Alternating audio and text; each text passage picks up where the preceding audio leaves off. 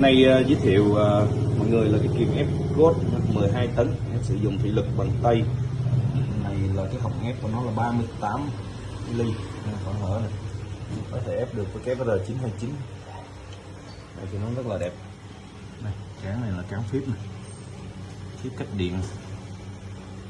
Đây cái cao su bọc cái đầu lại, nhìn nó rất là giống của hàng của Izumi của Nhật, rất là giống, sắc sảo. Khuôn ép từ 50 đến 400, khuôn ép nó cũng rất là đẹp. Giờ mình ép thử cái để trên nó vậy luôn. Đây lại đặt trên này nè, trên này khỏi trầy cái đầu.